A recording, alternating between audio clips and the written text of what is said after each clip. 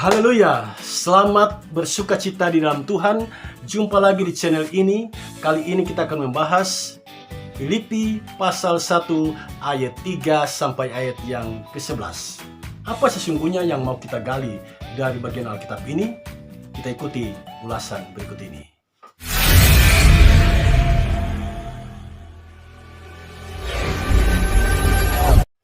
Jemaat yang dikasihi Tuhan, reaksi manusia terhadap penderitaan hidup umumnya negatif. Marah, kesal, kecewa, jengkel, dan sakit hati. Semuanya itu merupakan reaksi negatif manusia ketika dirinya masuk dalam dapur penderitaan. Sekalipun demikian, ada manusia yang bertindak sebaliknya. Rasul Paulus misalnya, ketika dirinya berada dalam penderitaan, Rasul Paulus bersukacita di dalamnya. Nah, bagian Alkitab yang akan kita bahas saat ini menunjukkan kepada kita rahasia mengapa sampai Paulus bisa bersukacita ketika dirinya berada di dalam penderitaan.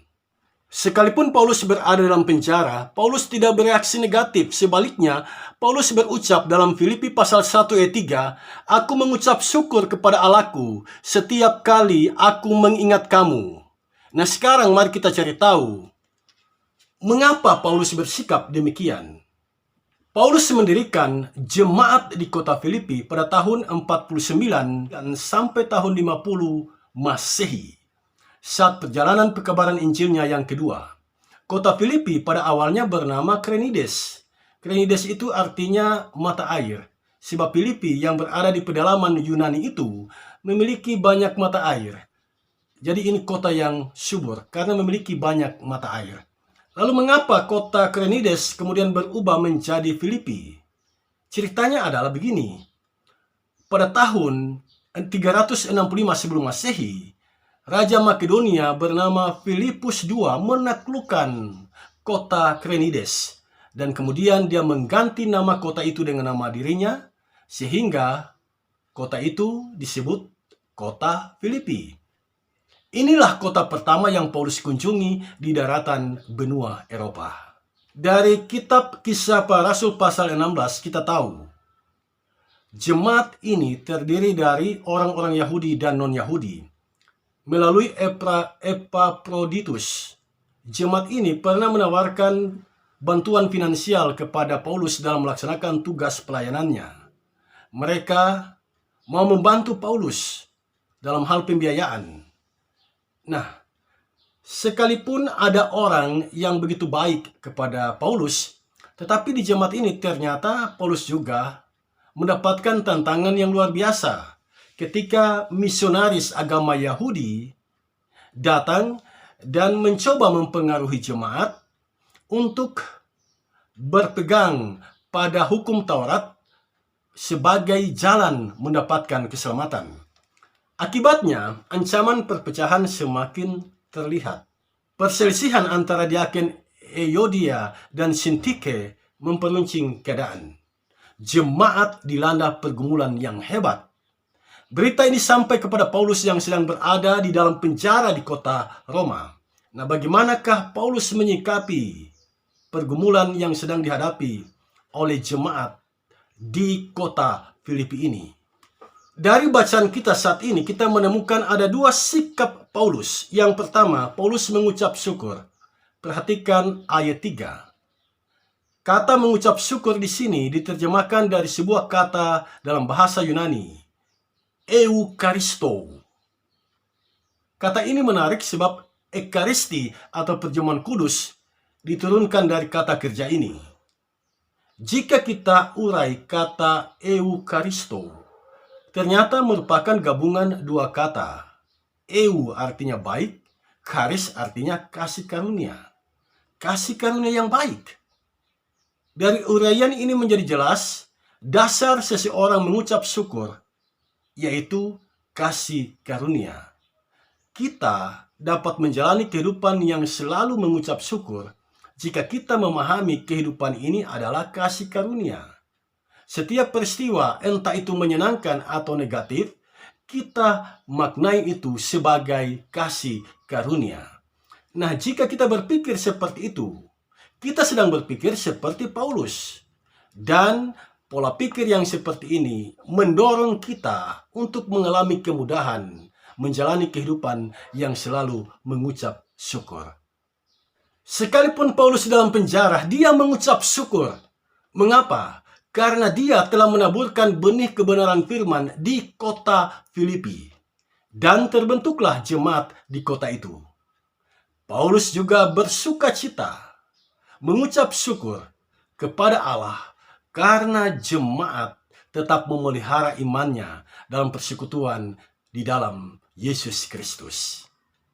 Ini hal pertama yang kita temukan dalam diri Paulus dalam menyikapi persoalan yang ada di jemaat di kota Filipi. Hal yang kedua, Paulus berdoa dengan sukacita. Hal itu dapat kita baca dalam ayat yang keempat. Paulus berdoa dengan sukacita. Kata berdoa di sini diturunkan dari kata Yunani, desei, artinya permohonan atau permintaan. Jadi, Paulus sedang mengajukan permohonan kepada Tuhan dan permohonan itu disampaikan dengan sukacita. Paulus menyampaikan permohonannya kepada Allah dengan sukacita. Sikap doanya tidak dipengaruhi oleh penderitaannya dalam penjara. Ini menarik, saudara sekalian. Padahal manusia beragama pada umumnya, ketika dia berdoa sangat dipengaruhi oleh penderitaannya, sangat dipengaruhi oleh situasi dan kondisi hidupnya. Jika situasi dan kondisi hidupnya menderita, dia berdoa dalam tangisan, dalam keluh kesah. Jadi lingkungannya, kondisi hidupnya mempengaruhi kondisi batinnya dalam menyampaikan doa kepada Tuhan. Jika situasi dan kondisi hidupnya menyenangkan, dia menyampaikan doanya dengan kata-kata yang indah, ekspresi sukacita, tanpa ada kesedihan di dalamnya. Nah, Paulus menyebutkan di sini dia berdoa dengan sukacita. Ini menarik, karena Paulus pada saat itu sedang berada di dalam penjara. Itu berarti situasi dan kondisi hidupnya menderita. Lalu mengapa Paulus bisa berdoa dengan penuh sukacita? Ini yang harus kita gali di sini. Jawaban atas pertanyaan ini dapat kita lihat dalam ayat 6. Di dalam ayat 6 kita menemukan ucapan Paulus ini. Akan hal ini aku yakin sepenuhnya, yaitu Ia yang memulai pekerjaan yang baik di antara kamu akan meneruskannya sampai pada akhirnya pada hari Kristus Yesus. Nah, ini menarik, saudara. Paulus dapat berdoa dengan penuh sukacita ternyata karena dia meyakini ada Ia yang bekerja dalam karya pelayanannya sampai Kristus datang kembali dalam kemuliaannya. Nah, siapa Ia yang dimaksud? Ia yang dimaksud di sini adalah Roh Kudus. Jadi dalam kerja pelayanannya, Paulus sangat yakin pelayanannya pasti berhasil, pelayanannya pasti sukses, firman yang ditaburkan tidak kembali dengan sia-sia. Mengapa? Karena ada Roh Kudus yang dia yakini bersama-sama dengan dia dalam kerja pelayanan itu. Nah, sekarang terbuka bagi kita rahasia Paulus bersukacita dalam doanya. Rahasia Paulus mengucap syukur dalam situasi kondisi yang pahit sekalipun. Ternyata karena dia meyakini dalam kerja pelayanannya ada Roh Kudus. Ada Roh Kudus yang menuntun dan menyertai. Ini berikanlah sukacita bagi kita. Ketika engkau mengalami kepahitan hidup dalam kerja pelayanan. Ketika engkau dicaci maki dalam kerja pelayanan. Ketika pelayananmu tidak dianggap, janganlah engkau kecewa. Mengapa? Sebab dalam kerja pelayanan itu engkau tidak sendirian. Ada Roh Kudus yang sedang bersama-sama dengan engkau. Roh Kudus itulah yang akan menolongmu untuk melakukan kerja pelayanan yang lebih baik. Sampai di sini saudara sekalian, saya mau mengatakan bahwa kebenaran firman Tuhan saat ini mengajarkan kita pola pikir yang baru. Yang pertama, setiap pergumulan dan tantangan kehidupan itu mesti kita lihat sebagai kasih karunia Allah. Artinya semuanya itu adalah kebaikan Allah dalam kehidupan kita. Acap kali mental kita jatuh, pikiran kita semrawut, dan semangat hidup kita menghilang ketika kita melihat pergumulan dan tantangan hidup sebagai masalah yang serius. Tetapi, jika kita melihat sebagai kasih karunia, kehidupan ini kita jalani dengan penuh ucapan syukur. Jika kita bersyukur, pikiran kita menjadi jernih, mental kita bangkit, semangat hidup kembali menyala-nyala. Inilah pembaharuan yang diberikan oleh kebenaran firman Tuhan saat ini. Apapun keadaan dan kondisi hidupmu saat ini, lihatlah itu sebagai kasih karunia Allah.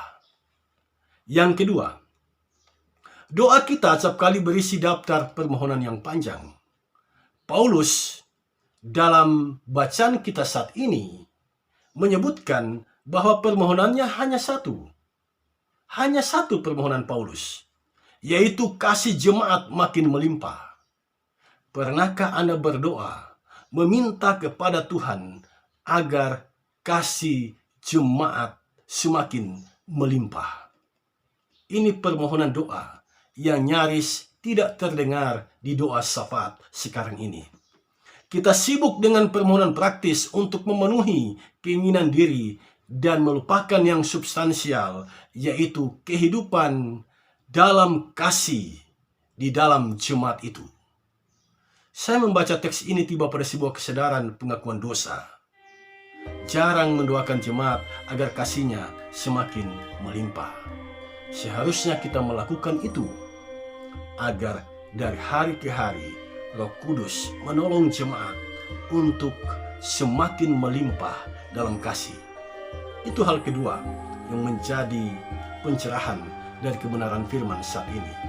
Yang ketiga, jemaat bisa bertumbuh baik jika kita mempercayai adanya Roh Kudus bekerja dalam pelayanan kita.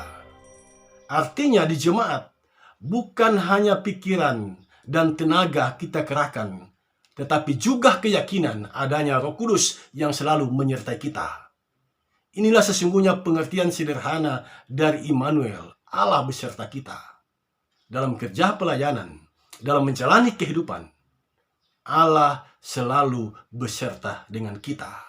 Dan penyertaan Allah itu adalah melalui Roh Kudus Tuhan kita.